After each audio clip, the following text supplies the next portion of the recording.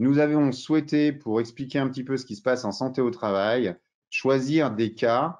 Alors, bien évidemment, les cas sont fictifs, mais assez significatifs de ce que nous pouvons rencontrer, notamment les médecins, dans leur situation d'intervention au quotidien. Alors, nous allons partir pour le premier cas. Ça serait bien qu'il soit à l'affiche pour que chacun puisse le lire. Je vais vous le lire à tous. Donc, il s'agit de Madame Allo, 35 ans, télopéatrice depuis 5 ans dans la même entreprise. Elle travaille en open space et depuis 2 ans, ses collègues ont remarqué qu'elle parle fort au téléphone avec les clients. Elle fait répéter, notamment. Et se sont plaints auprès de leur employeur, car cela les gêne dans leur quotidien. Situation conflictuelle avec le collectif. L'employeur constate une baisse des résultats de l'équipe. Docteur Aléonard, si vous pouvez démarrer notre étude de cas, que peut faire l'employeur dans cette situation? Dans cette situation, l'employeur peut contacter le service de santé au travail et demander à ce que le médecin du travail reçoive la salariée. Alors auparavant, il faudra que l'employeur explique à la salariée pourquoi il demande la visite auprès du médecin du travail et également que l'employeur donne les motifs de cette visite au médecin du travail. À ce moment-là, au moment de la visite, le médecin va pouvoir orienter l'examen et éventuellement les examens complémentaires de façon à répondre à la problématique.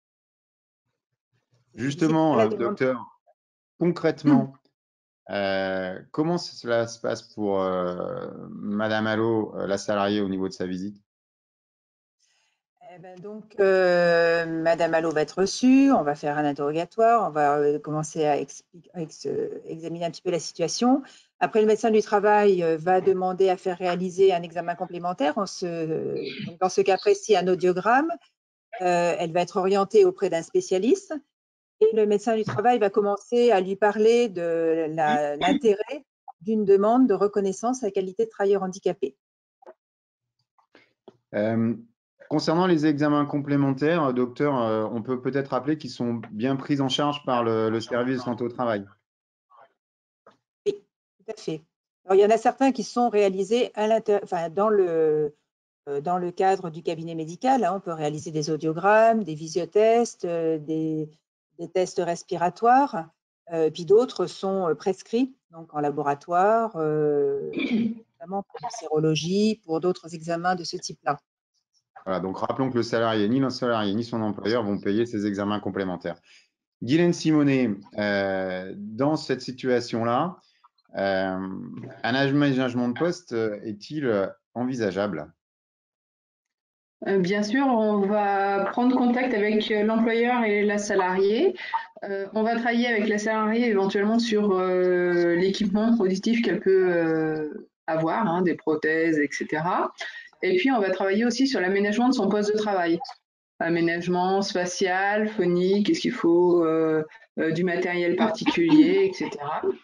Et puis, on peut, en dernier lieu, travailler aussi avec les autres salariés qui travaillent avec elle, puisque dans le cas, on a vu que ça mettait des tensions, afin de faire des sensibilisations par rapport au handicap auditif, pour que les autres salariés puissent connaître la façon de s'exprimer face à quelqu'un qui a des problèmes auditifs, notamment pas en lui tournant le dos, etc. Et puis, pour permettre l'acceptation au mieux du handicap de la personne. Ok, mais aménager un poste de travail, d'autant plus si nous sommes dans une petite entreprise, tout ça, cela peut avoir un coût.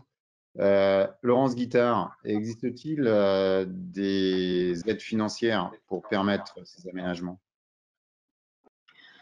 Alors effectivement, dans le cas présent, en l'occurrence des prothèses auditives, elles ont un coût et c'est non négligeable pour la personne. Malgré une participation de la mutuelle, de la sécurité sociale, il y a toujours un coût résiduel.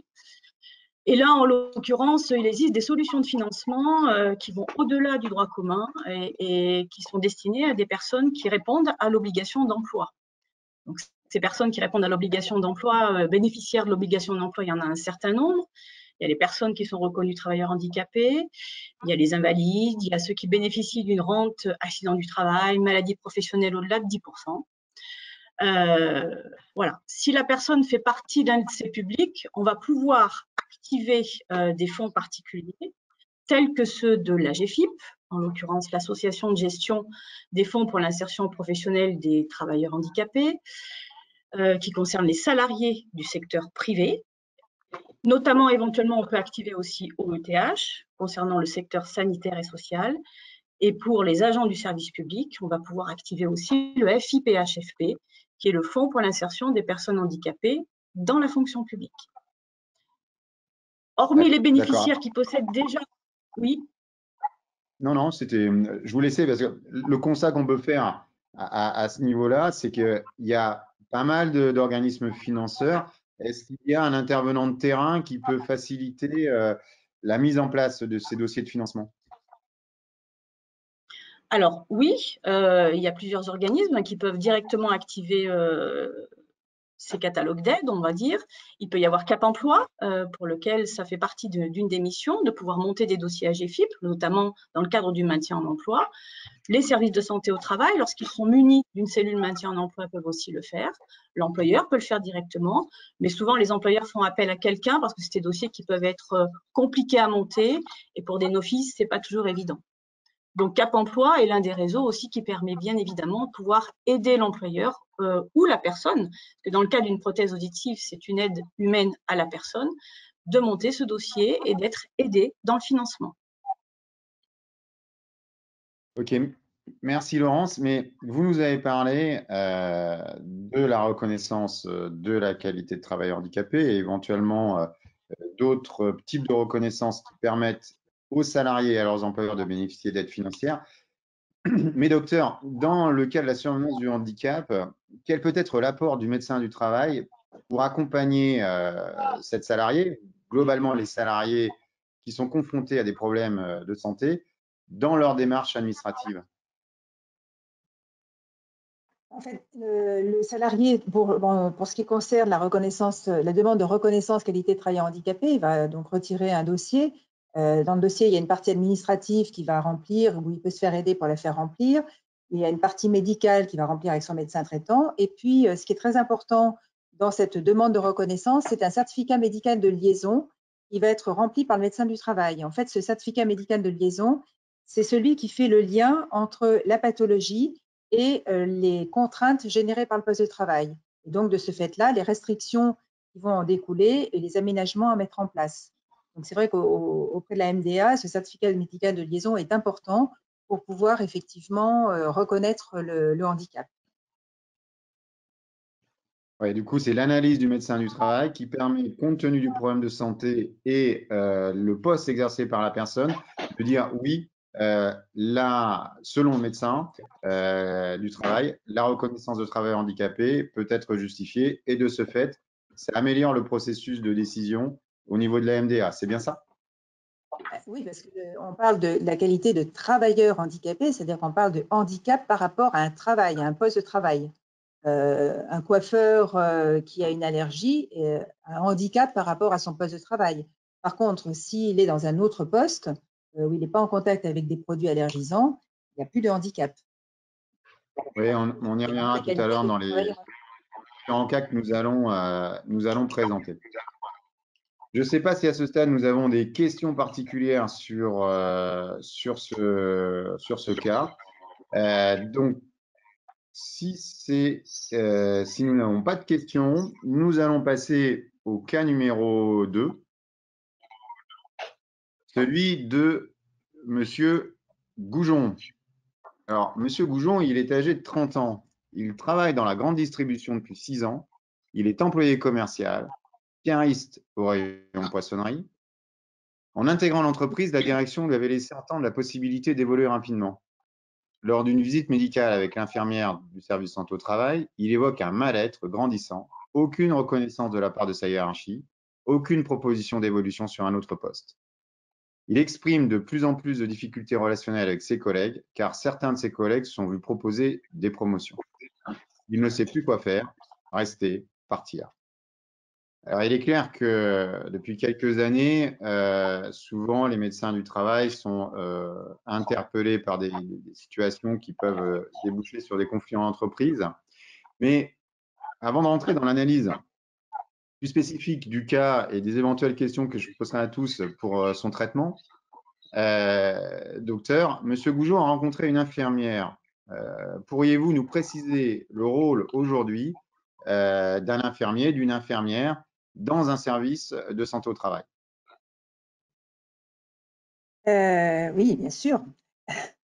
Donc la réforme en fait du Code du travail qui est rentrée en application le 1er janvier 2017 a modifié quand même le fonctionnement des services de santé au travail, puisque maintenant les missions des services de santé au travail sont assurées par des équipes pluridisciplinaires qui sont composées de médecins, d'infirmiers diplômés d'État en santé au travail, les IDEST, et d'intervenants en prévention des risques professionnels, les IPRP, voilà, pour utiliser les sigles.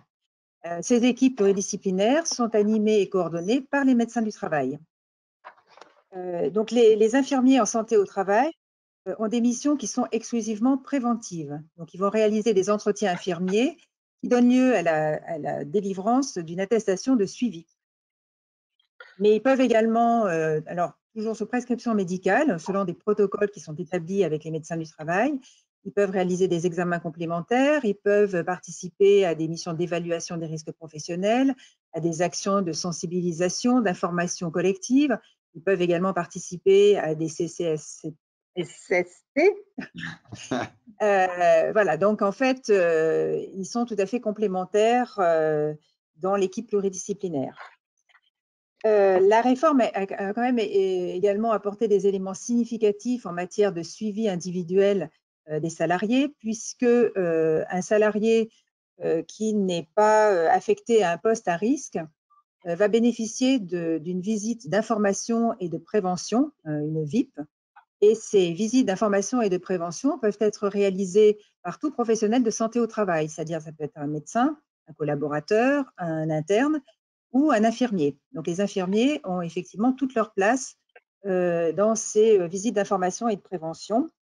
Alors au cours de cet entretien, de l'entretien infirmier, l'IDEST va questionner le salarié sur sa situation de travail, va identifier des risques auxquels le salarié pourrait être exposé.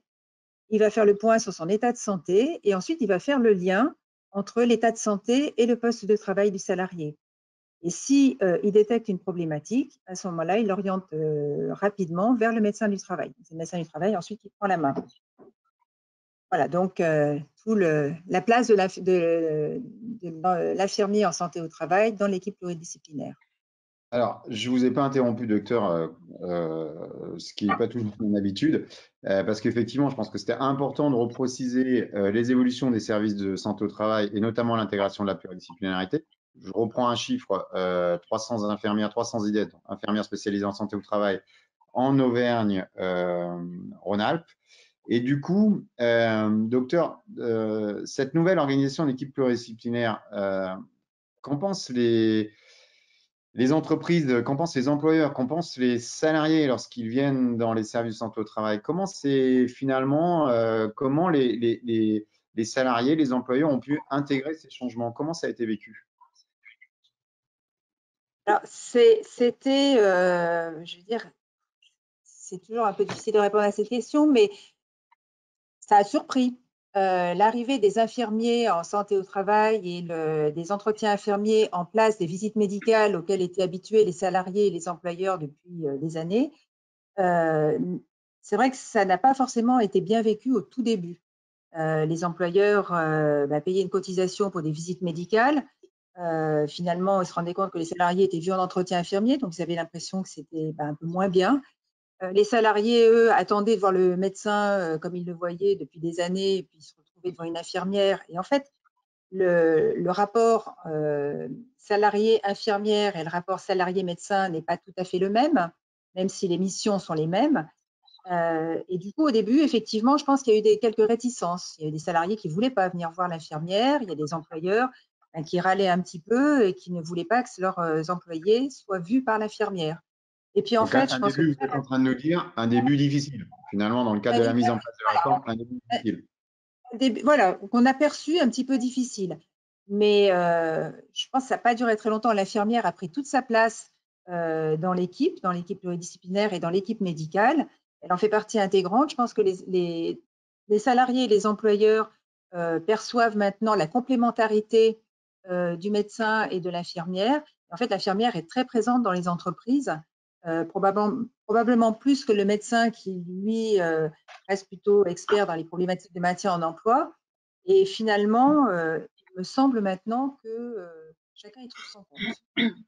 D'accord. Donc le médecin, compte tenu de ses compétences plus étendues, de sa capacité à pouvoir intervenir de façon plus importante, et finalement, on lui oriente les situations les plus complexes pour qu'il y ait derrière ça une ingénierie d'intervention avec plusieurs intervenants. C'est ça, docteur? C'est-à-dire que le médecin garde l'examen médical. Hein. L'infirmière ne fait pas d'examen clinique.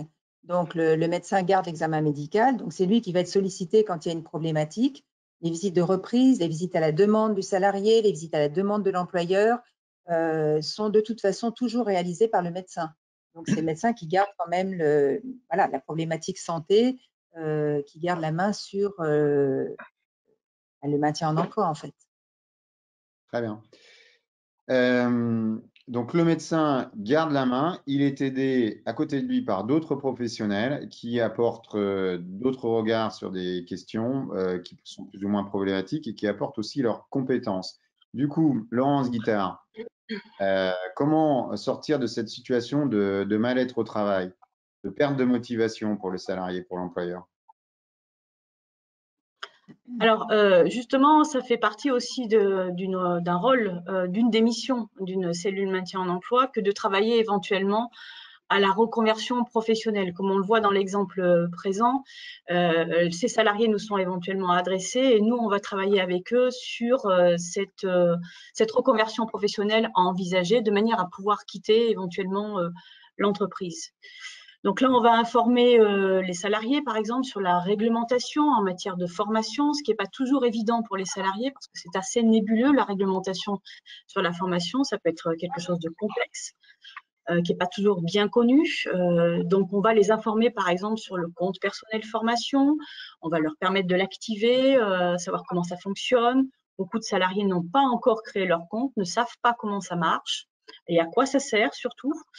Nous informons également sur le conseil en évolution professionnelle et la manière de le mobiliser, le bilan de compétences, le projet de transition professionnelle, bref, toutes les mesures et les dispositifs qui sont liés à la possibilité de réaliser une formation pour envisager un nouvel horizon professionnel.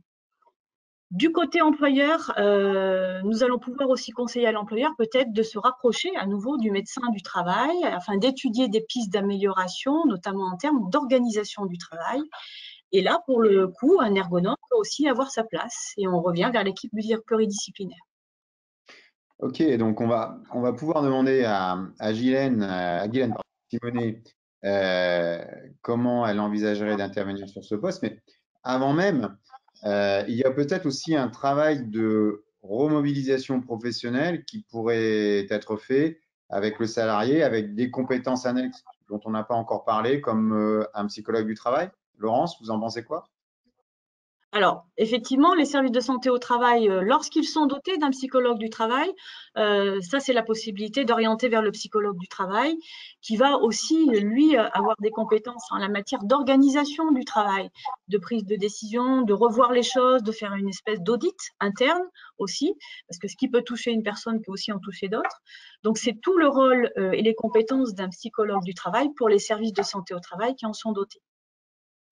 Et du coup, psychologue du travail ou pas, puisque il n'y a pas forcément dans tous les services santé au travail un psychologue du travail, bien qu'on verra au cours de nos débats qu'il y en a de plus en plus.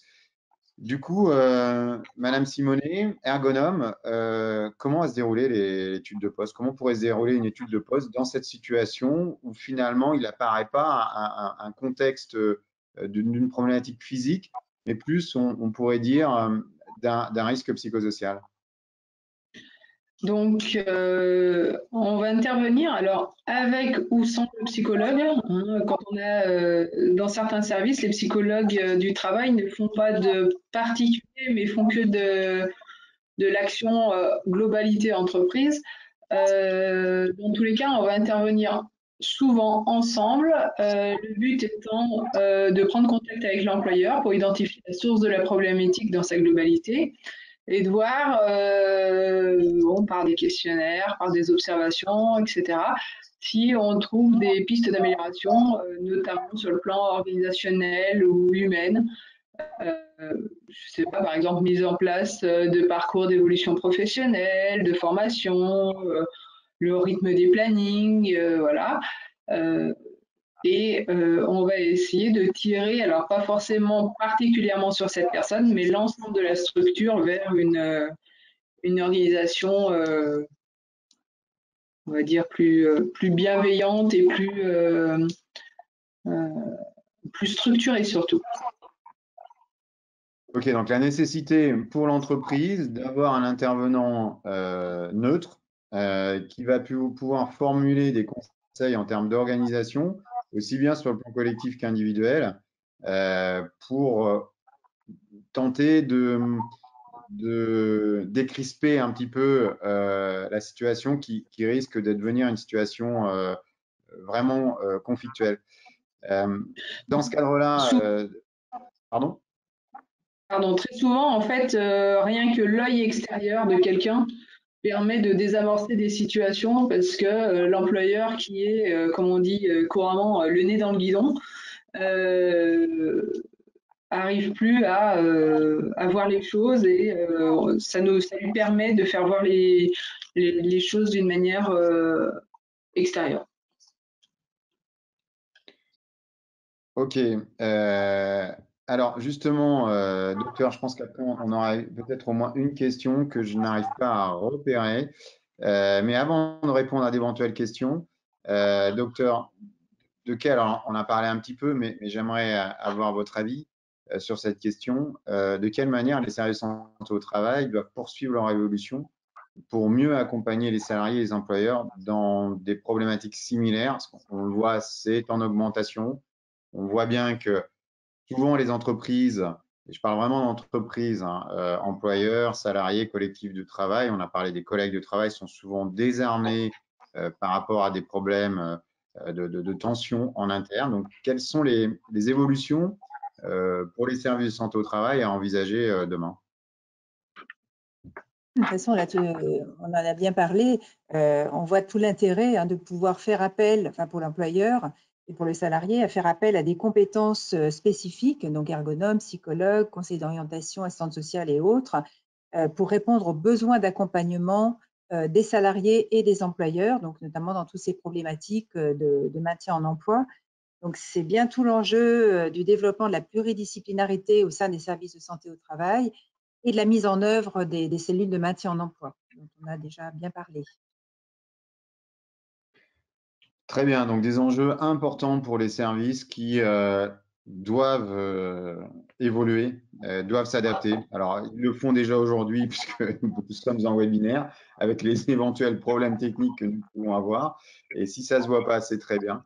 Alors, des questions, je vais essayer de voir si nous avons certaines questions sur les deux cas que nous avons. Pour moi, elles ne s'affichent pas. J'attends qu'on me les fasse parvenir. J'attends qu'on me les fasse parvenir. Et si ce n'est pas le cas, je passerai au troisième cas.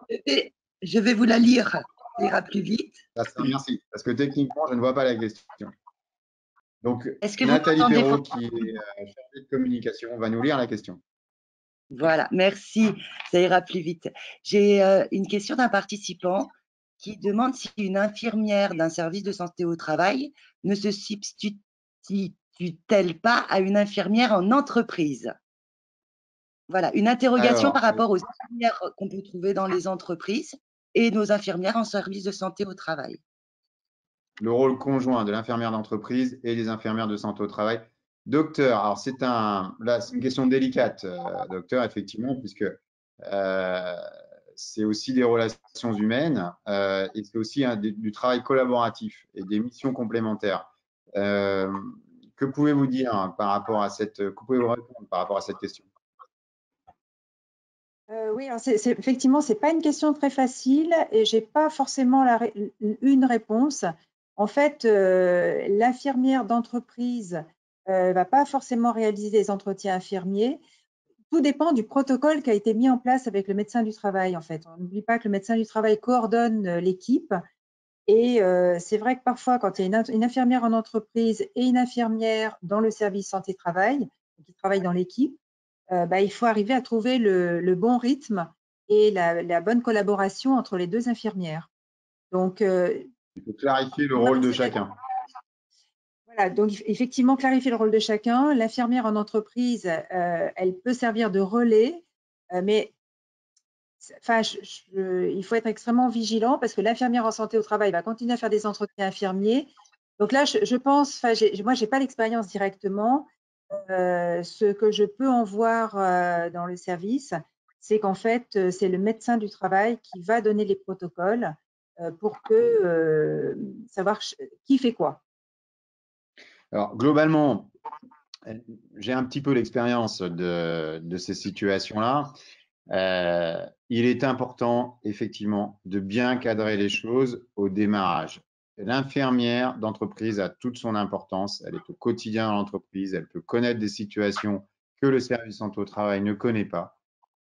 Et l'important, c'est de cadrer les choses au démarrage pour que chacun puisse intervenir au mieux dans l'entreprise au profit des salariés et de l'entreprise globalement.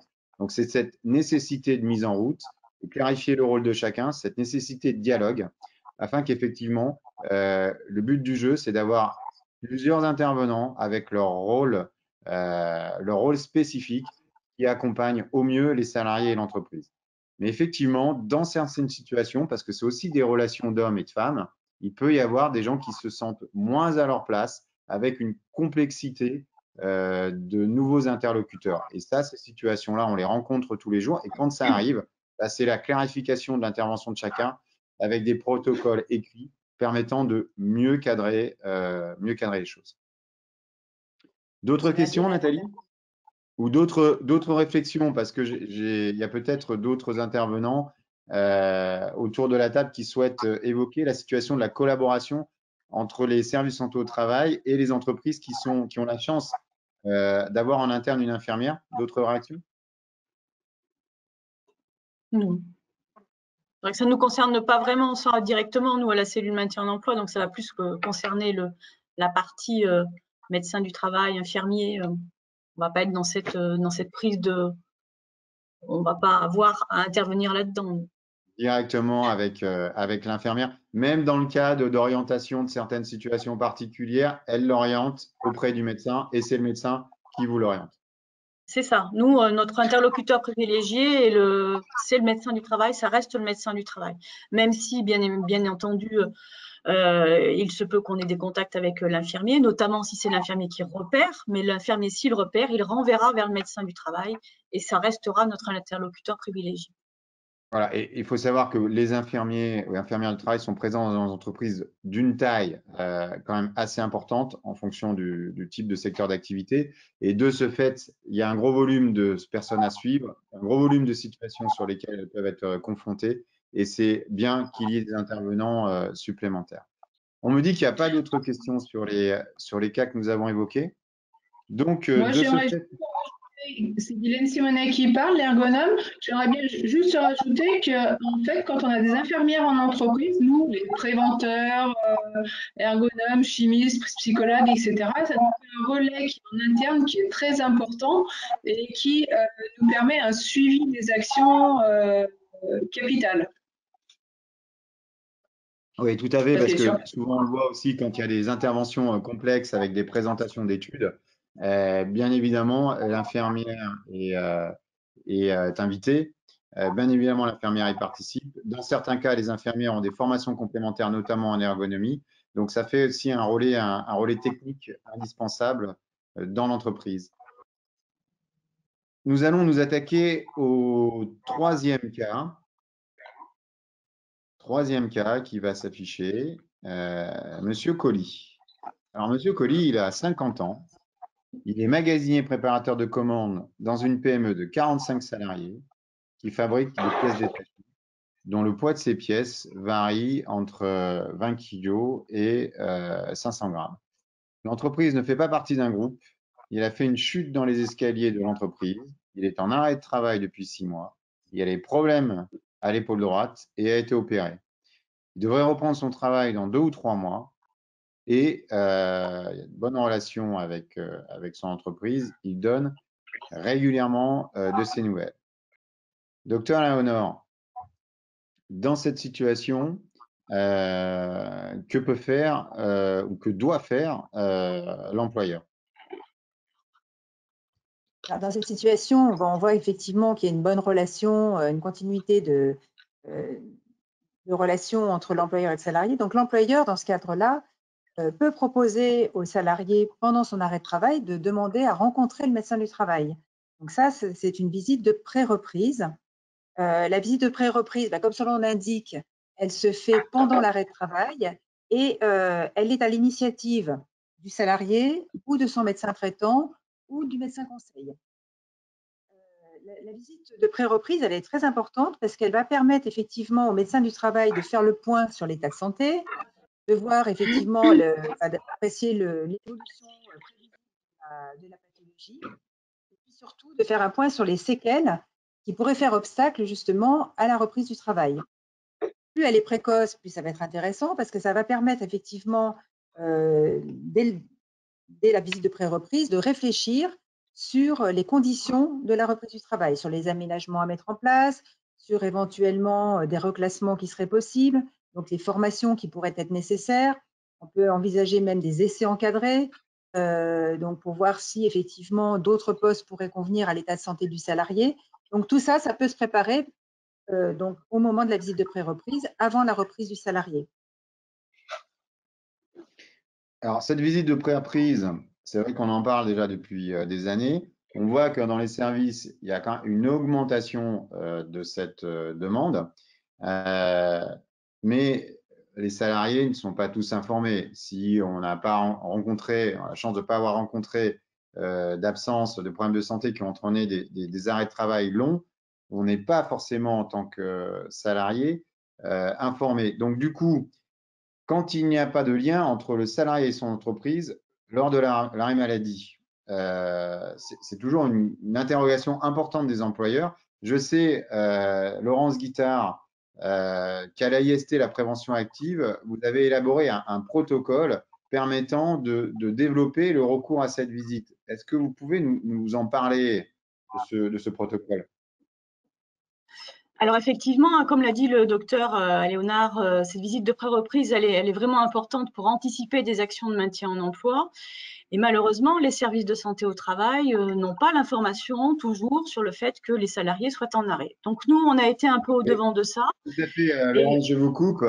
Tout à fait, Laurence, je vous coupe. Effectivement, souvent, les employeurs ou les salariés peuvent dire, de toute façon, le service de santé au travail, il est forcément au courant. Eh bien non, ce n'est pas le cas. Nous ne sommes pas, pour l'instant, ça sera peut-être partie des évolutions dans l'avenir, parce qu'on parle de réforme, mais nous ne sommes pas informés de l'arrêt de travail. Il faut que ce soit le salarié ou l'entreprise qui nous informe. Excusez-moi, Laurence, je vous ai coupé la parole. Je vous laisse reprendre.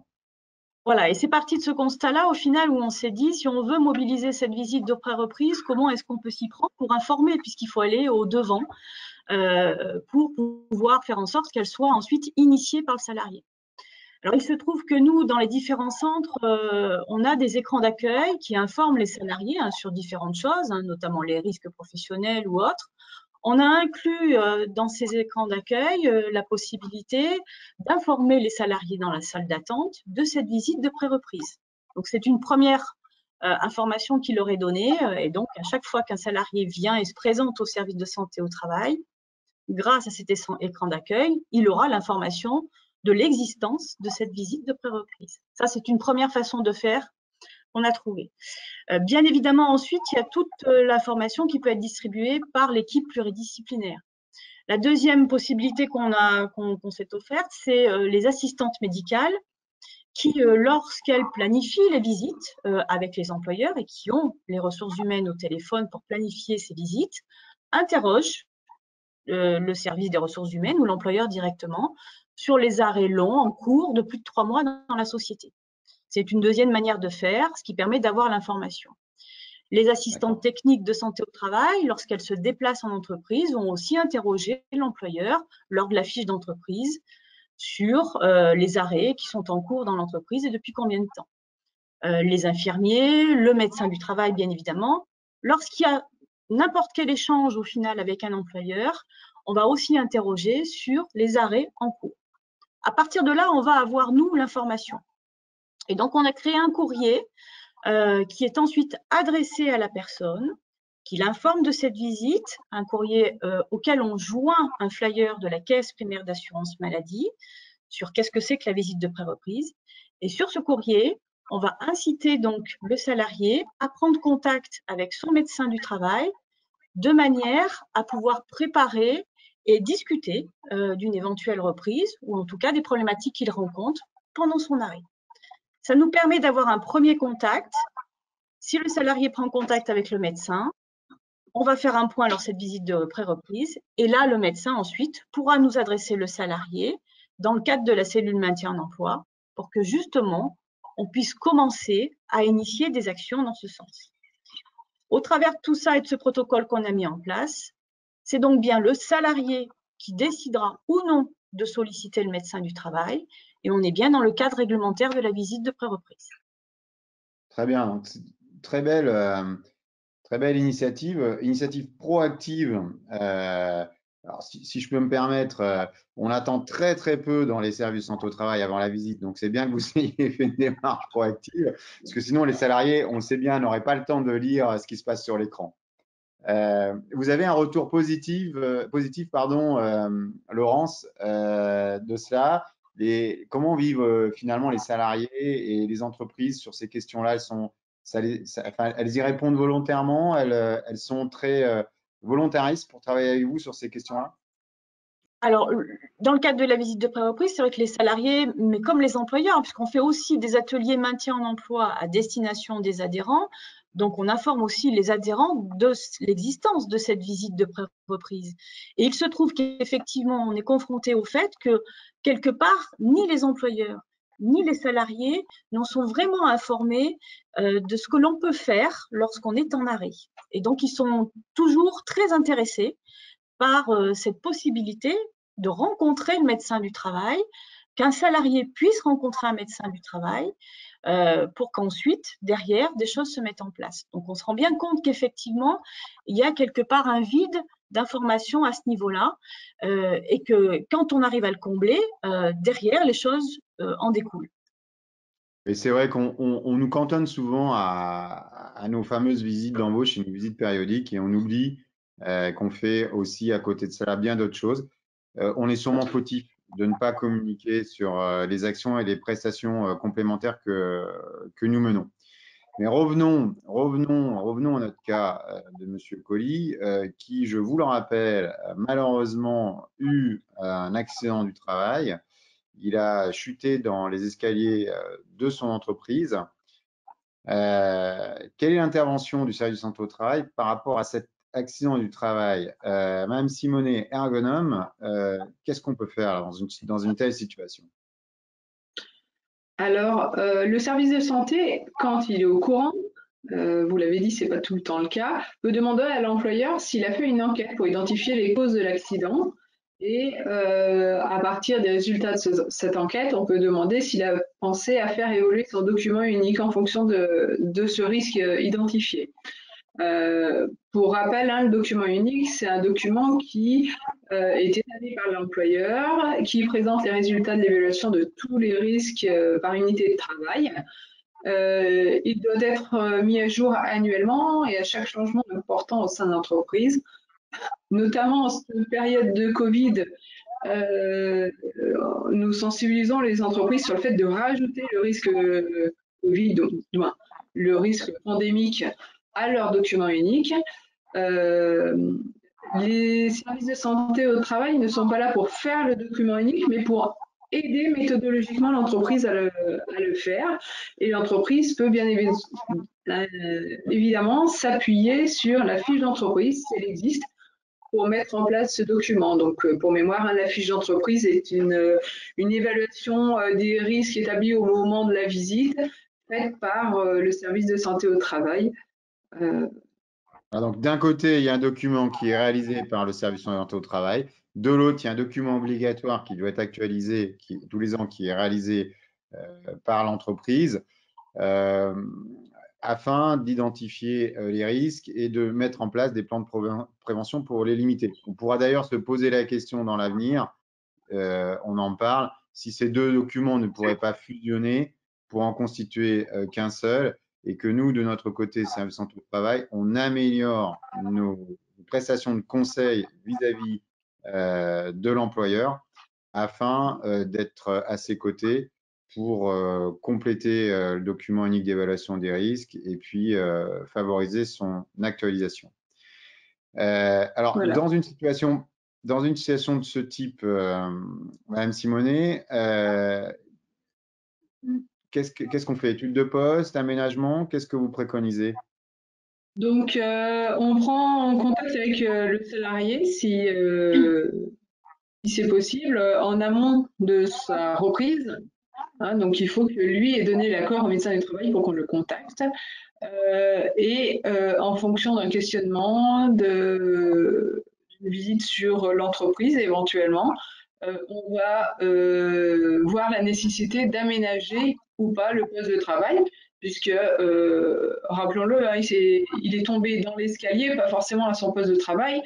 N'empêche qu'une limitation fonctionnelle au niveau de l'épaule peut le gêner lors de sa reprise. Donc, on va regarder s'il y a besoin de réaménager son poste, est-ce qu'il va falloir qu'il ait un poste allégé le temps de la récupération, etc. Et puis, si on peut faire toute cette étude, on va faire des propositions d'action au niveau de l'entreprise, que le salarié soit reconnu travailleur handicapé ou non. Hein, dans tous les cas, c'est notre rôle. Et en fonction du handicap résiduel, s'il est important, on peut lancer ce qu'on appelle un essai encadré, donc avec la sécurité sociale, qui permet aux salariés de tester durant son arrêt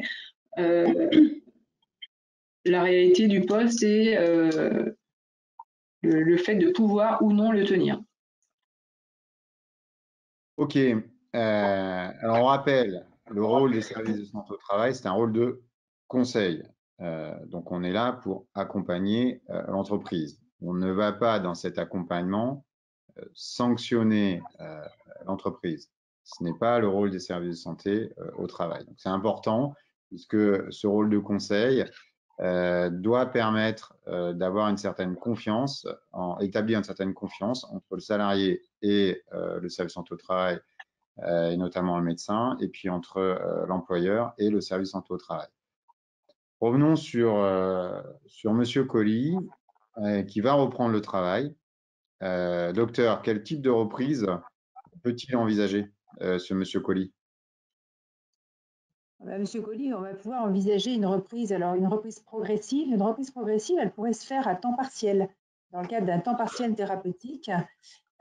Donc, ça permettrait, par exemple, Monsieur Colli pourrait ne travailler que 4 heures par jour au lieu des 8 heures qu'il faisait initialement, de façon à se réapproprier progressivement son environnement de travail, les gestes professionnels, voir effectivement comment son épaule va tenir, si les aménagements qui ont été mis en place sont adaptés, s'il faut encore modifier les choses. Donc, c'est vraiment une phase qui va permettre de faciliter la reprise à plein temps. Donc, la reprise à temps partiel, c'est son intérêt, d'une reprise progressive. Bon, alors, si effectivement, il s'avère que même avec des aménagements, M. Colli ne tient pas son poste de travail, il faudra plutôt s'orienter sur un reclassement. D'où l'intérêt des essais encadrés qui ont pu permettre effectivement de tester un autre poste dans l'entreprise ou dans une autre pour voir effectivement comment le salarié peut reprendre le travail avec les séquelles de son handicap. On a parlé beaucoup d'essais encadrés, là. Ça fait 2 fois que nous en parlons. Je pense qu'il faut qu'on puisse définir un peu ce qu'est un essai encadré.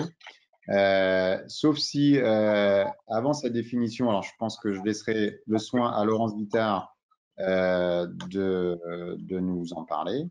Peut-être qu'il faut que je prenne une question. Est-ce que Nathalie Perrault veut nous lire la question? Si elle m'écoute. Oui, je veux bien vous lire une question. Donc, on a une question tout simplement pour savoir si la visite de pré-reprise à la demande du salarié, est-ce que l'employeur est obligatoirement mis au courant que son salarié a demandé à faire une visite de pré-reprise? Alors, je vois des têtes qui font non. Docteur, parlez-nous-en de l'information sur cette visite de pré-reprise. Non, l'employeur n'est pas forcément au courant. Le salarié peut demander à rencontrer le médecin du travail à tout moment pendant son arrêt de travail, d'ailleurs même en dehors d'un arrêt de travail. Donc, un salarié peut demander à tout moment à rencontrer le médecin du travail sans pour autant que l'employeur soit au courant.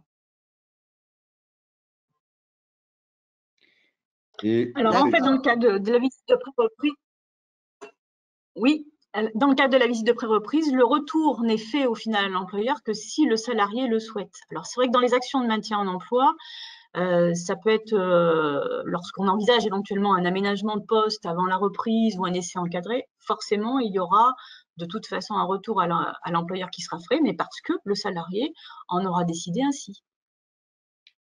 Tout à fait. Il n'y a pas l'obligation de formuler un document écrit. Et dans tous les cas, si le médecin doit, parce qu'il est nécessaire qu'il intervienne au plus tôt, le salarié doit être d'accord pour déclencher son intervention au plus tôt. Nathalie, une autre question. Alors, j'aurais presque envie de faire une autre question standard, mais ce n'est pas vraiment le cas. Nathalie Perrault, une autre question? Alors, une autre question sur ce sujet. L'employeur, comment pourrait-il faire pour inciter un salarié en arrêt pour que ce salarié fasse la demande d'une visite de pré-reprise? Dans le cas où il n'y a pas tout ce processus que nous a proposé Laurence, comment est-ce qu'un employeur peut inciter son salarié à venir voir son service de santé au travail? Alors, qui répond à cette question? Qui a envie de répondre à cette question? Alors, je peux commencer par répondre peut-être parce que nous, on a la question lorsqu'on fait des ateliers maintien en emploi auprès des adhérents, parce que si c'est systématiquement une question qui revient. Donc, nous, ce qu'on peut conseiller éventuellement à l'employeur, c'est justement, puisqu'il existe un flyer de la Caisse primaire d'assurance maladie qui a été fait, qui explique ce que c'est cette visite. C'est pourquoi pas de l'inclure avec le bulletin de salaire, même si le salarié est en arrêt, puisque de toute façon, le salarié en arrêt reçoit son bulletin de salaire. C'est inclure ce flyer au bulletin de salaire de manière à pouvoir, au minimum, que le salarié ait l'information. Et puis après, c'est l'information qui est diffusée d'une manière générale au personnel, lorsque, par exemple, quelqu'un est embauché grâce au livret d'accueil, par exemple, dans une entreprise, le livret d'accueil ou les informations qui sont données à tout salarié rentrant dans l'entreprise, eh bien, l'existence de cette visite, elle peut aussi être proposée dès le départ, au minimum pour informer le salarié. Et puis, par l'intermédiaire de différentes actions qui pourraient être menées dans l'entreprise lors de l'exécution du contrat de travail du salarié. Voilà ce que l'on propose, nous, d'une manière générale. Oui, alors effectivement, moi je trouve que ce que vous proposez, donc je me rapprocherai du Puy-de-Dôme, parce que vous avez raison, c'est ces actions qu'il faut que nous conseillons aux employeurs, parce que ça paraît finalement simple de faire passer de l'information, et on voit bien qu'en plus on peut faire passer cette information-là au moment où la situation se produit pour le salarié, notamment par rapport aux documents qu'on peut accolé au bulletin de salaire. Si Nathalie, il n'y a pas d'autres questions, je voudrais redonner la parole à Laurence qui va nous expliquer un peu plus dans le détail ce fameux dispositif d'essai encadré dont on a tant parlé et entre autres de savoir à qui on doit s'adresser pour en bénéficier une fois que Laurence nous aura expliqué un petit peu ce que c'est. Alors, l'essai encadré, effectivement, c'est une mesure qui est très intéressante parce qu'elle permet de tester, d'évaluer un salarié alors même qu'il est en arrêt. Ce qui veut dire que du coup, il n'y a pas de contrainte réelle de production. Le salarié ne revient pas avec des contraintes de production, mais le but étant de tester ses capacités physiques ou mentales, hein, parfois, en conditions réelles, alors même qu'on est toujours sur un arrêt de travail. Donc, le but réel, et c'est une mesure qui repose bien sûr sur de l'anticipation. On est vraiment là sur quelque chose qu'on aurait mis en œuvre, notamment par exemple sur l'aménagement. On veut tester un nouveau poste dans une entreprise. On ne sait pas si le salarié aura toutes les capacités pour remplir les nouvelles exigences. On va pouvoir, grâce à l'essai encadré, essayer de mettre en place les choses de manière à ce que on puisse se rendre compte si le salarié est en capacité ou non de pouvoir accomplir des gestes déjà et de simplement remplir la tâche qu'on lui aurait aménagée au moment de ce retour en emploi. Ça permet bien sûr évidemment aussi d'explorer d'autres pistes parce que l'essai encadré, il peut se faire dans l'entreprise de la personne, mais imaginons qu'on ait développé pendant l'arrêt un autre projet professionnel et qu'on veuille tester cet autre projet professionnel, il se pourrait aussi qu'on puisse faire cet essai encadré dans une autre entreprise, sur un autre métier, de manière à savoir si justement le salarié peut répondre à toutes les exigences du métier. Donc on est vraiment sur un dispositif qui permet d'être assez large sur ce qu'on peut faire et de bénéficier de l'arrêt pour ce faire, de manière à ce qu'on puisse anticiper et envisager le retour à l'emploi autant que faire se peut dans les meilleures conditions possibles. Alors oui, c'est bien. Anticiper, c'est sûrement la meilleure des choses à faire dans ce type de projet. Mais moi, si je suis employeur, je peux être inquiet. Je me dis, mon salarié est en arrêt de travail, quelle est la couverture juridique, qu'est-ce qui va se passer quand il va venir chez moi et qu'il va tester le poste. Voilà. Tout ça, ça peut constituer une crainte. Qui le paye? Alors, on peut imaginer que c'est l'assurance maladie. Laurence, vous en pensez quoi de tout ça? Toutes ces réflexions habituelles que vous devez avoir par l'employeur, inquiétudes déjà, que vous devez avoir, qui vous sont exprimées par les employeurs. Que dire pour les rassurer? Alors, il se trouve que, bien sûr, il y a une couverture AT-MP. Le salarié revient dans l'entreprise, mais il ne revient pas comme ça. On a pris des mesures avant. Donc, on ne peut pas, puisque le salarié, je rappelle, est en arrêt, on ne peut pas mettre en place ce dispositif sans l'accord de la sécurité sociale. Donc, ce sont des dossiers qui ensuite sont transmis à la sécurité sociale sur ce qu'on appelle des cellules de prévention de la désinsertion professionnelle qui vont donner un avis pour que le salarié puisse revenir dans l'entreprise pendant son arrêt. Donc, c'est pour ça que ça s'appelle essai encadré aussi. Donc, il y a l'accord de la Caisse primaire d'assurance maladie sur le fait que le salarié revienne en entreprise. Donc, et le salarié et l'employeur sont couverts pendant toute la période qu'on aura instruite auparavant et qu'on aura définie, sachant qu'un essai encadré peut aller maintenant jusqu'à 14 jours au maximum dans l'entreprise, et 14 jours qui peuvent être soit consécutifs, soit pas.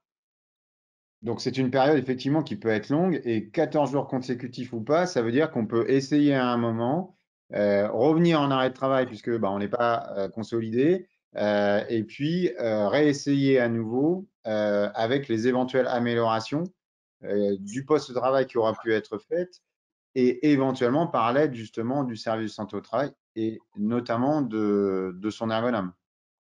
C'est ça, c'est justement ça qui est intéressant, c'est que comme la personne est toujours en arrêt, on peut réajuster les choses. La personne va venir, par exemple, la première semaine, on aura voulu tester quelque chose, puis on se rend compte que ça ne fonctionne pas. Sur la deuxième semaine, on va tester autre chose.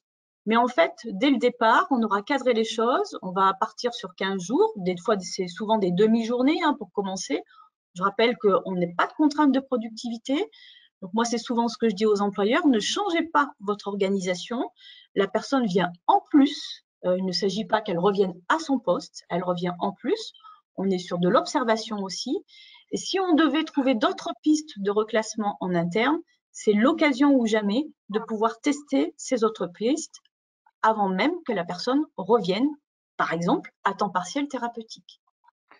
Du coup, Laurence Guittard, pour bénéficier de ce dispositif qui me semble comme ça, vu de loin, intéressant parce que je ne l'ai jamais expérimenté, on s'adresse à qui? Alors, l'employeur, quand il a connaissance de ça, bah, de toute façon, il va revenir aussi vers son service de santé au travail.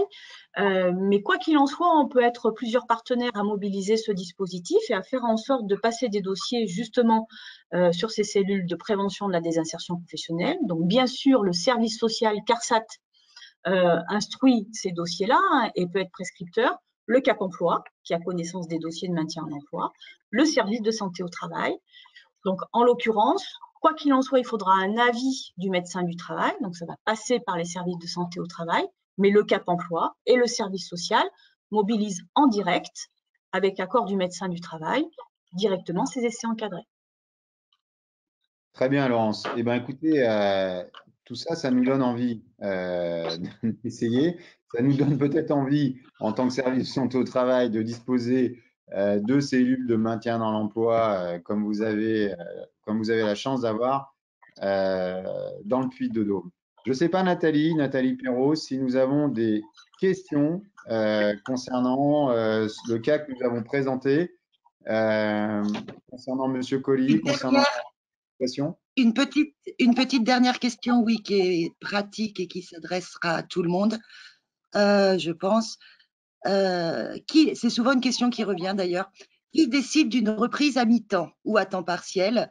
Est-ce que c'est mon médecin du travail? Est-ce que c'est le médecin traitant qui prend cette décision de faire une reprise progressive pour le salarié? Docteur. Alors, bon, la reprise à temps partiel thérapeutique, elle peut être évoquée par le médecin traitant quand il a bien, bon, ils ont tous la connaissance en général de cette possibilité, mais alors en visite de pré-reprise, très souvent c'est le médecin du travail qui va l'initialiser, qui va proposer effectivement, il va préconiser une reprise à temps partiel dans le cadre d'un temps partiel thérapeutique. Il va faire sa fiche de pré-reprise pour l'employeur dans ce sens-là, et ensuite le salarié ira voir son médecin traitant. Il fera une prolongation d'arrêt de travail à temps partiel. Donc, en fait, l'initiative, elle est assez souvent le médecin du travail. Elle est aussi, dans certains cas, à l'initiative du médecin traitant, mais validée par le médecin du travail de toute façon auprès de l'employeur. On peut avoir aussi, dans certains cas, les assistantes sociales de la CARSAT qui, dans le cadre d'arrêt assez long, qui interpellent les assurés sociaux justement pour déclencher des mesures visant à favoriser leur reprise. Alors, il y a un financeur. Il ne faut pas oublier aussi que dans cette prestation-là, il y a un financeur, la Caisse primaire d'assurance maladie, qui maintient l'arrêt de travail de façon complémentaire à la rémunération de la personne qui va travailler à temps partiel. Donc, le financeur en question, la Caisse primaire d'assurance maladie pour les gens du régime général ou les autres caisses, notamment la MSA pour les régimes particuliers, doit aussi valider cette reprise à temps partiel. Et on doit faire aussi également attention au fait pour l'employeur que du coup, on change le temps de travail, on change potentiellement les horaires de travail. De ce fait, il y a aussi un avenant à faire avec le salarié pour que tout le monde soit bien couvert, qu'on identifie bien les périodes de travail. D'autres questions, Nathalie, sur ces sujets? Non, plus de questions. On va pouvoir passer à l'autre cas. Alors, nous n'entendons plus Nathalie, mais comme moi, j'ai la chance d'avoir Nathalie pas très loin de mon bureau, j'ai écouté non plus de questions. Donc, nous allons donc passer au cas numéro 4, au dernier cas. Je crois qu'il nous reste, il doit nous rester une douzaine de minutes d'antenne. Alors, le cas numéro 4, oui, c'est allergie et aptitude. Donc, c'est le cas d'une jeune coiffeuse, mademoiselle R, 19 ans, diplômée d'un brevet professionnel en coiffure depuis 1 an. Elle présente depuis plusieurs mois des lésions au niveau des mains qu'elle n'a pas soignées. Lors de sa visite périodique avec l'infirmière en santé au travail, le professionnel de santé examine l'état cutané de ses mains. Il s'avère que mademoiselle R présente des lésions inflammatoires visibles. La salariée décrit des démangeaisons quotidiennes, même avec le port de gants, sauf en période de congé. Alors, docteur, mademoiselle R n'a pas de chance, elle commence sa vie professionnelle à 19 ans, donc c'est jeune, avec déjà des problèmes de santé qu'est-ce que nous pouvons envisager, docteur Eleonore, pour l'aider, cette jeune coiffeuse? Typiquement, hein, la chronologie d'apparition des lésions, elle évoque d'emblée une maladie en lien avec le travail. Donc l'infirmière, effectivement, va orienter rapidement la salariée vers le médecin du travail. Donc la première chose, le médecin du travail va orienter la salariée vers un spécialiste, donc dans ce cas dermatologue, allergologue, pour faire des tests et pour déclarer la pathologie aux maladies professionnelles. Ensuite, on va demander une étude de poste, donc vérifier, donc on va se rapprocher du service prévention pour l'étude de poste, pour le recueil des fiches de données de sécurité des produits, une évaluation du risque chimique à faire. Et puis là, bon, effectivement, mademoiselle R, 19 ans, pathologie en lien avec le travail, elle va être vraisemblablement, son état de santé n'est plus compatible avec son maintien au poste, en tout cas avec l'exposition aux produits qui ont été identifiés. Donc, on est dans un cas effectivement d'inaptitude médicale au poste de travail. Il va falloir qu'elle se réoriente sur un plan professionnel.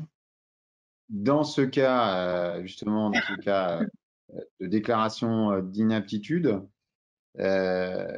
comment ça se passe finalement, la déclaration d'inaptitude? Antérieurement, pour déclarer une inaptitude au poste de travail, une inaptitude médicale au poste de travail, ça se faisait sur 2 visites médicales à 15 jours d'intervalle, l'intervalle permettant au médecin du travail de rencontrer l'employeur, de faire l'étude de poste. Donc, actuellement, depuis la réforme, on n'a plus cette contrainte des 2 visites médicales. Par contre, le médecin du travail va devoir s'assurer que la fiche d'entreprise a été remise à jour, va devoir rencontrer l'employeur, faire une étude de poste, une étude des conditions de travail. Et quand tout aura été fait, c'est-à-dire qu'on aura examiné toutes les possibilités de reclassement dans l'entreprise ou d'aménagement du poste, à ce moment-là, le médecin du travail pourra déclarer l'inaptitude médicale au poste de travail. Dans ce cas, effectivement, du salon de coiffure, mademoiselle R ne pourra pas reprendre un poste de coiffeuse puisqu'elle ne pourra plus manipuler les produits de coiffure. Par contre, imaginons que à côté du salon de coiffure, il y ait un espace bien-être, diététique et autres. Elle pourrait éventuellement faire une formation et être reclassée sur un autre poste. Tout à fait. Bon, là, effectivement, quand il s'agit d'entités, d'entreprises plus importantes, mais on voit bien souvent que dans ces situations-là, ça se termine par l'inaptitude. Alors, quand on a 19 ans, c'est peut-être plus simple. Quand on est un peu plus âgé, c'est plus compliqué pour envisager des reclassements professionnels. Laurence, comment on s'organise finalement pour accompagner les salariés qui vont être licenciés pour inaptitude? Dans ces situations-là, c'est souvent le cas, pour un maintien. Alors, c'est plus un maintien dans l'entreprise, c'est un maintien en emploi tout court pour aider à accompagner les gens à de la reconversion professionnelle. Comment tout ça s'organise, Laurence Guittard? Alors c'est ça, effectivement, nous, le rôle d'une cellule maintien en emploi, c'est aussi de travailler à ça et de préparer le salarié à une inaptitude qui reste inéluctable. Dans ce cas présent, on sait pertinemment que voilà, on va aller sur une inaptitude au poste, par contre.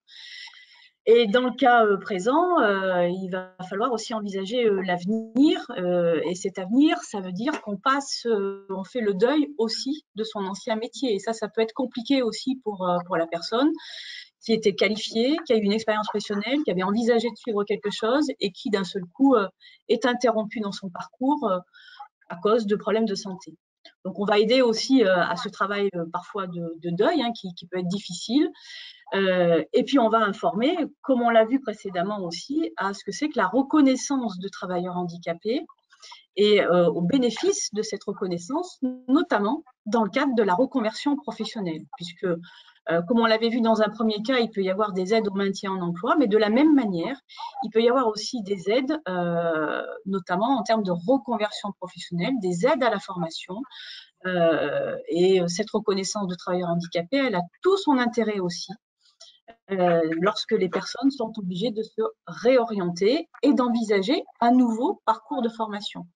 Que ça sera aussi la possibilité pour la personne de suivre, par exemple, une nouvelle qualification. Donc, cette reconnaissance de travailleur handicapé. Oui. Aujourd'hui, Laurence, je vous interpelle sur le sujet de la formation, parce qu'on voit bien, bon, il y a une grosse réforme de la formation, c'est pas toujours évident d'avoir des financements. Donc, ce que vous nous dites finalement, c'est que on pourrait considérer que là, la personne puisse faire une démarche de reconnaissance de travailleur handicapé, et à ce moment-là, c'est quoi? C'est que sa formation, elle serait prise en charge pour, Alors, il va y pour cette avoir. personne? Alors, il va y avoir. Voilà, il va y avoir de toute façon des aides complémentaires au droit commun dans le cadre de la formation professionnelle. De la même manière, la personne sera aussi accompagnée quand elle sera demandeur d'emploi par Cap Emploi dans cette aide à la reconversion. Il se trouve que aussi il existe ce qu'on appelle des centres de rééducation professionnelle. Donc là, on forme des gens avec de vrais diplômes derrière, France entière, et où on peut orienter.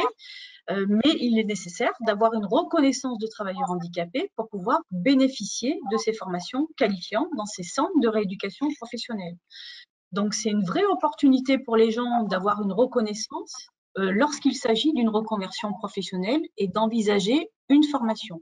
Parce que d'une part, ils pourront être aidés par Cap Emploi dans ce cadre-là, au-delà du Pôle emploi, et parce que derrière, il peut y avoir des aides à la formation complémentaires au droit commun. Ok, docteur, et peut-être on redonnera la parole après à Laurence pour redévelopper certains éléments techniques de ces situations-là. Mais la reconnaissance de la qualité de travailleur handicapé, alors déjà le nom peut faire un peu peur.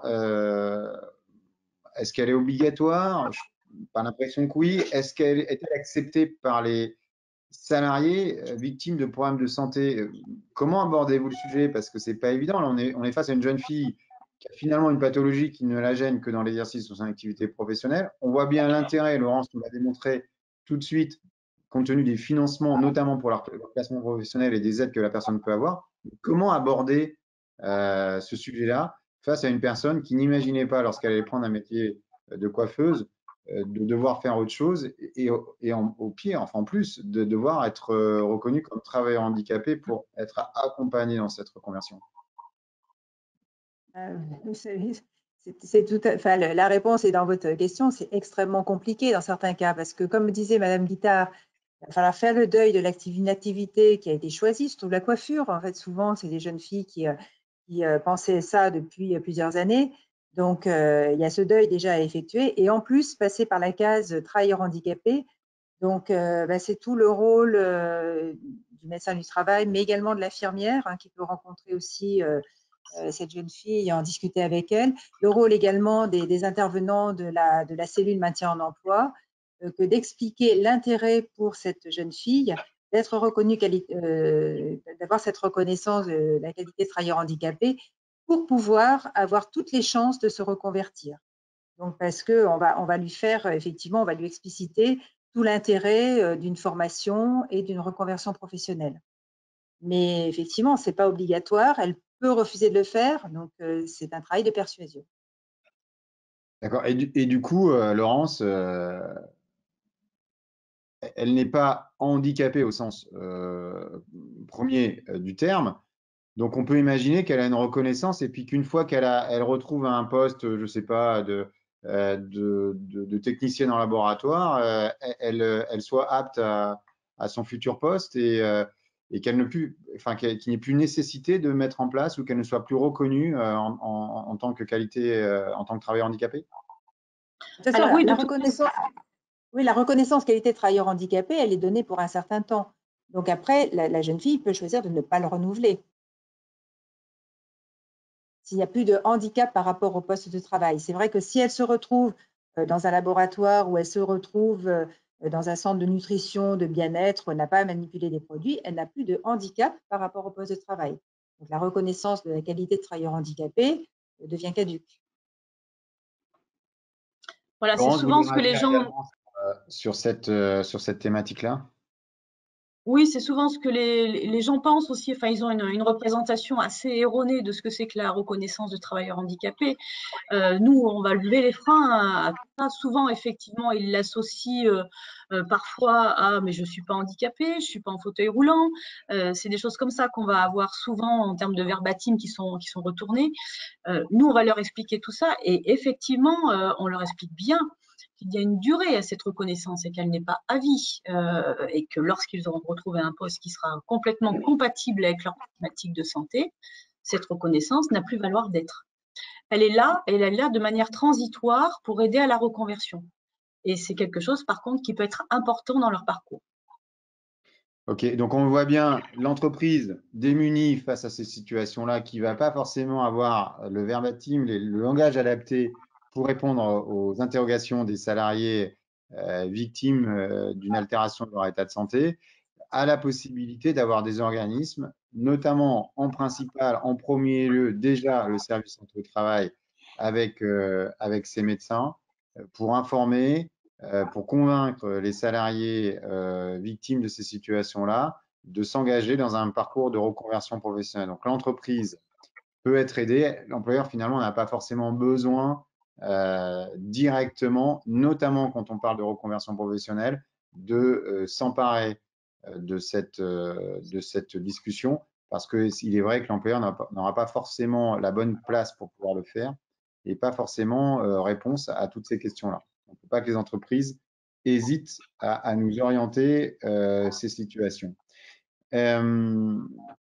Nathalie Perrault, avons-nous des questions sur ces différentes thématiques?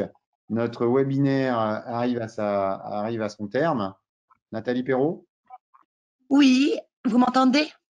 Oui, on vous entend, Nathalie. Alors, j'ai une question. Il n'y en aura qu'une parce que il faudra répondre brièvement pour que tout le monde puisse entendre l'intégralité de la réponse, puisque nous serons coupés malheureusement à 11h30. Mais c'est une question qui est un cas précis, mais qui mérite dans le contexte que nous traversons d'être posée, je pense. Donc, c'est le cas d'un travailleur handicapé qui a bénéficié d'un aménagement sur son lieu de travail pour son travail, notamment bureau et chaises. Aujourd'hui, il travaille à 50% à son domicile. Est-ce qu'il y a possibilité d'avoir une prise en charge pour son aménagement à son domicile? Peut-il le réclamer? Comment se passe la prise en charge? Laurence, peut-être? C'est peut-être la spécialiste parmi nous de ces questions-là. Alors, a priori, oui, je dirais oui, puisque son poste de travail a changé, son contrat de travail, du coup, devrait avoir changé. Il occupe un 50% sur site et un 50% chez lui. Et justement, dans le cadre du télétravail, la GFIP a aussi développé des choses depuis l'apparition du Covid. Donc, il pourrait y avoir aussi un financement sur son lieu de travail, en plus, dans son cadre de vie privée, puisqu'il y a télétravail. Donc, bien sûr, aussi, la GFIP pourrait intervenir dans ce cadre précis. Alors après, il faut voir en termes de propositions et de contexte, hein, parce que là, de manière générale, il faudrait voir ça plus précisément. Mais ça peut être quelque chose qui peut aussi être prévu dans le cadre d'un financement sur sur le cadre privé, parce qu'on est sur du télétravail. Du coup, Laurence, quel conseil on donne à cette personne? Il faut qu'elle voit soit avec le Cap emploi, si c'est dans le secteur privé qu'elle travaille, soit avec son service santé au travail. C'est quoi la démarche à suivre pour la personne? Alors après, j'aurais tendance à dire que oui, le Cap emploi peut être mobilisé, mais aussi ça peut être peut-être important qu'un ergonome se déplace à domicile pour regarder aussi peut-être comment le poste de travail peut être installé. Parce que dans une entreprise, on peut voir ça, chez soi, ça peut être autre chose. Donc peut-être que aussi l'ergonome pourrait participer à ça pour proposer des solutions d'aménagement sur le cadre du télétravail. Et bien sûr, le Cap emploi ou le service de santé au travail peut être mobilisé sur l'aide à GFIP à venir. Très bien. Donc, on voit Au bien niveau que pour cette personne qui a un problème d'actualité, a quand même des ressources à mobiliser. Et c'était une bonne situation puisque On critique souvent nos institutions qui n'arrivent pas à s'adapter en temps et en heure, mais pour le coup, j'ai l'impression, par rapport à ce que vous me dites, Laurence, que la GFIP a su mettre en place des mesures venant répondre directement à la situation des personnes confrontées à la crise sanitaire que nous vivons à l'heure actuelle et qui ont des difficultés pour Oui, être maintenues dans leur emploi. Nathalie, une dernière question? Une Une autre dernière question? question, ouais, une dernière question rapidement, puisqu'on a un petit peu le temps. Elle revient un petit peu souvent, donc je me permets de vous la poser. Existe-t-il une indemnité ou une rente lorsqu'on est reconnu RQTH? Laurence? non. La reconnaissance de travailleurs handicapés n'ouvre pas de droits financiers. Ce n'est pas la reconnaissance de travailleurs handicapés qui va ouvrir des droits à la MDPH. La MDPH propose des prestations financières, notamment l'allocation adulte handicapé, qui est une prestation aussi, une mesure financière, mais qui est liée à des minima sociaux. Donc, ce n'est pas la reconnaissance de travailleurs handicapés en soi qui ouvre des droits financiers auprès de la MDPH. Ce que voulez-vous dire, voulez-vous nous dire, pardon, c'est que la personne, déjà, c'est en lien avec sa situation financière, mais aussi avec l'importance de son handicap, et que la personne, en parallèle de la reconnaissance de travailleur handicapé, si elle considère que sa situation est trop problématique pour une reprise d'activité professionnelle, peut éventuellement demander une mesure complémentaire auprès de la MDA, de la MDPH. Voilà, il y a d'autres mesures complémentaires, la prestation de compensation du handicap, l'allocation adulte handicapé, il va y avoir d'autres mesures, mais qui n'ont pas de lien direct avec la reconnaissance de travailleurs handicapés. Oui, qui ont un lien avec l'importance du handicap et éventuellement la situation socio-professionnelle de la personne. Donc finalement, la reconnaissance de travailleur handicapé, c'est un document administratif qui n'apporte pas directement de l'argent pour la personne concernée. Par contre, ça offre à la personne concernée la possibilité d'avoir des aides financières pour adapter son travail, pour obtenir des formations plus facilement, pour obtenir des aides techniques particulières. Et ça permet, lorsque cette personne est salariée dans une entreprise ou est agent de la fonction publique, de faire bénéficier à son employeur d'aides financières. C'est bien ça, Laurence? C'est ça, oui. C'est ça. La MDPH, au final, ne va statuer que sur une reconnaissance de travailleurs handicapés. Elle pourra l'associer à d'autres prestations liées à la MDPH, Maison départementale des personnes handicapées, à condition que ça soit la situation médicale, médico-socio-professionnelle qui le nécessite. Sinon, par contre, la reconnaissance peut faire prétendre la personne à un catalogue d'aides, mais ce n'est pas la MDPH. Alors, on voit bien, docteur, sur ces questions-là, on parle de reconnaissance du handicap. Alors, le maintien dans l'emploi, ce n'est pas que la reconnaissance du handicap, puisque les services santé au travail traitent de situations similaires, mais qui peuvent se résoudre sans forcément qu'on ait apparition d'un handicap. Alors, ça peut être momentané, ça peut être plus long. Mais concernant les personnes handicapées, docteur, est-ce qu'elles bénéficient sur le plan médical, de la part des services santé au travail, d'un suivi particulier en termes de visite, en termes de fréquence? Oui, elles sont, comme on appelle, c'est un suivi individuel adapté. La fréquence est différente, effectivement. Elles sont vues tous les 3 ans au lieu d'être vues tous les 5 ans, sauf si elles ont un poste à risque, hein, bien entendu, qui fait qu'elles ont une visite médicale tous les 4 ans et un entretien infirmier entre les deux. Donc, oui, pour les personnes reconnues handicapées, c'est 3 ans. Mais bon, après, tout dépend du handicap. C'est 3 ans, mais voilà, en fait, il y a le médecin du travail peut tout à fait dire, bah non, cette personne-là, compte tenu du handicap, compte tenu du poste qu'elle occupe, moi, je la vois tous les ans ou tous les 6 mois. Donc, il y a des personnes qu'on voit beaucoup plus régulièrement pour surveiller de près l'état de santé. On est bien d'accord que la périodicité des suivis, c'est une périodicité maximale et que le médecin du travail peut tout à fait raccourcir ses temps de visite. Tout à fait. C'est exactement ça. Et au plus, il sera revu dans 3 ans. Et du coup, pour une surveillance adaptée de ce type pour une personne qui est reconnue travailleur handicapé, dans les services, qui suit cette personne? C'est l'infirmière, c'est le médecin du travail? Ça peut être l'infirmière. L'infirmière peut tout à fait le rencontrer, sauf en cas de visite initiale. C'est-à-dire que une personne qui est reconnue travailleur handicapé, qui est embauchée dans une entreprise, sa première visite, ne sera pas faite par une infirmière, mais sera faite par le médecin du travail, systématiquement. D'accord. Ensuite, le suivi, c'est le médecin du travail qui va décider. Si effectivement, elle a besoin d'être suivie médicalement, c'est le médecin du travail qui fixera le suivi. Si l'infirmière est tout à fait à même de suivre la personne, ce sera l'infirmière. D'accord. Aujourd'hui, donc, l'équipe pluridisciplinaire animée et coordonnée par le médecin, finalement, décide un petit peu de la répartition des tâches lorsque la réglementation le permet pour optimiser le suivi. C'est ça, docteur? Tout à fait ça, oui. C'est à la carte. Enfin, c'est pas à la carte, c'est du sur-mesure. Voilà. D'accord. Nathalie Perrault, une dernière question. Il nous reste quelques minutes avant de vous quitter. Mesdames, messieurs. Non, je n'ai plus de questions. Alors, nous n'avons plus de questions. Est-ce que… Une dernière qui vient juste Ah. d'arriver, si vous voulez bien. Voilà, ce sera Merci. la dernière. Est-ce qu'un salarié est obligé de dire s'il a une RQTH ou non à son employeur? Docteur. Non, il n'est pas obligé de le dire. On lui conseille en général parce que ça permet effectivement de mettre en place les mesures de maintien en emploi si c'est nécessaire, mais il n'est pas obligé de le dire. C'est une démarche qui est personnelle.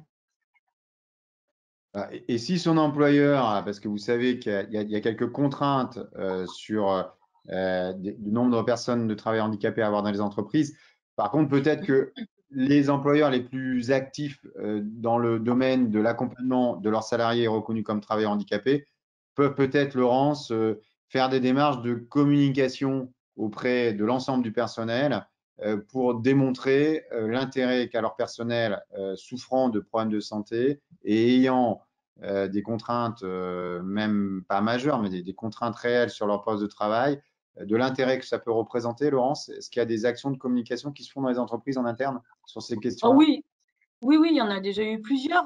Effectivement, les ressources humaines associent souvent, alors ça peut être par l'intermédiaire d'un courrier associé au bulletin de salaire aussi, l'information, si vous êtes reconnu travailleur handicapé, voilà, informez-nous-en pour telle et telle raison. Et parce qu'effectivement, ça peut avoir un réel intérêt aussi pour le salarié de se déclarer. Mais après, effectivement, ça reste aussi de la volonté individuelle. Donc, nous, on l'explique aussi aux salariés que parfois, si on veut mettre en place des aménagements de poste de travail, si l'employeur ne sait pas que la personne est reconnue travailleur handicapé, ces aménagements ne pourront peut-être pas être mis en place parce que justement, ils ont un coût financier et que si la personne indique à son employeur qu'il est reconnu travailleur handicapé, ce coût financier, on pourra le lever grâce à la GFIP. Donc, ça représente aussi un intérêt pour le salarié. Alors, nous sommes tous très jeunes sur ce webinaire, donc nous n'avons pas connu les premières lois, enfin, je parle des lois assez récentes, notamment en 1975, nous n'étions pas nés. Et peut-on considérer comme ces dernières lois sur le reclassement professionnel, la reconnaissance de la qualité de travailleur handicapé sont quand même assez anciennes? Est-ce que vous, professionnels, vous avez vu, et ça sera notre dernière question avant de conclure, des évolutions sociétales sur ces sujets-là? Est-ce que les gens sont plus enclins, plus facilement à faire la reconnaissance, l'employeur plus facilement à en parler, l'employeur plus facilement à accompagner, à reclasser, ou est-ce que finalement ça reste assez… est-ce que les progrès finalement sont lents sur cette question? Ah, c'est une question de sociétale, je ne sais pas qui veut répondre à cette question et je ne sais pas si on peut répondre, mais rien que par rapport à vos expériences personnelles. C'est Guylaine qui parle, l'ergonome. On voit d'énormes différences d'une entreprise à l'autre. On se rend compte qu'en fonction du climat social, de la perception que peuvent avoir les salariés de leur employeur ou les employeurs de leurs salariés, on a plus ou moins de facilité à ce que les gens se déclarent travailleurs handicapés. Nous, on a un rôle à leur expliquer l'intérêt. On les accompagne régulièrement sur ces démarches. Je ne vous cache pas qu'il m'arrive régulièrement d'avoir des salariés qui mettent 6 mois à accepter, parce que psychologiquement, il faut accepter la chose, accepter de faire un dossier et je leur dis toujours, écoutez, on le fait ensemble et puis vous le donnerez quand vous serez prêts.